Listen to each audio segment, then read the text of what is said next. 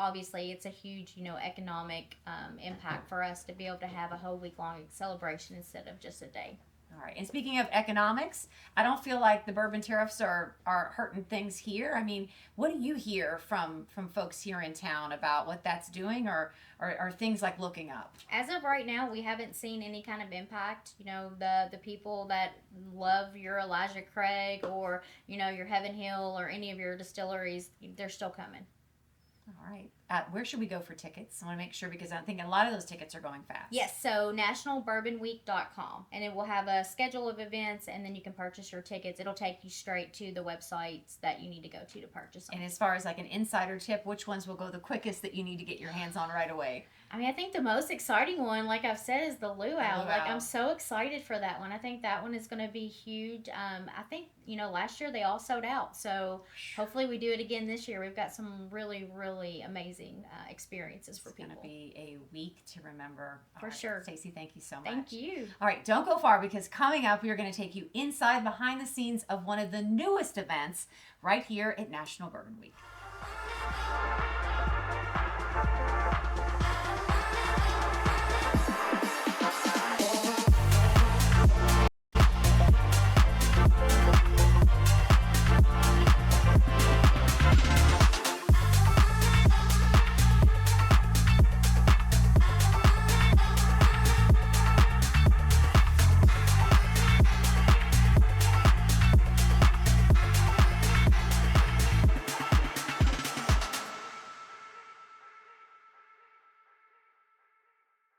One of the cool things about National Bourbon Week is going beyond the glass and learning a little bit more about bourbon. And a group that's at the center of that and leading the education front is the Bourbon Capital Alliance. I'm joined by Sam Lacey. He is the executive director, and he'll be leading the pour, leading the class, leading the education of it. All the above. What a job you have, by the way. It's pretty cool. Yeah. I can't complain when I wake up every morning.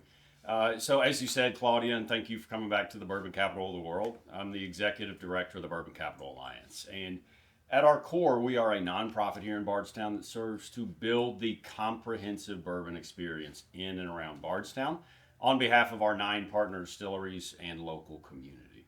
People love to say, I'm going to go on distillery tours. I'm going to learn all about bourbon. I'm going to sample this.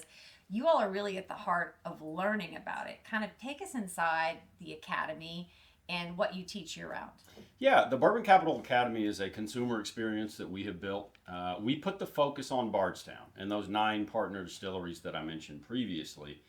We're going to teach you about distilling, but just as much so about Bardstown, our history, why Bardstown is indeed the bourbon capital of the world.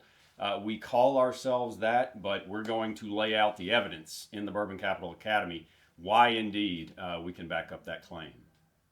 People love to drink bourbon, but sometimes they're like, I don't really know what I'm looking for or what I'm tasting. Mm-hmm. Do you teach something as basic of when you drink it, you smell it first, yes, or you look for, explain all that? Because I think people sometimes can feel so intimidated by that process. How do you break it down and make bourbon approachable? Well, we want to take the guesswork out of bourbon, and it doesn't need to be a scary drink or anything. Bourbon is infinitely approachable, and so when you talk about nosing and tasting, we do teach that in the Bourbon Capital Academy. You always start by nosing your glass, mouth open, kind of breathing in through, getting all of that vapor on your tongue, and then you take one sip, kind of swish that around. We call that the Kentucky Chew.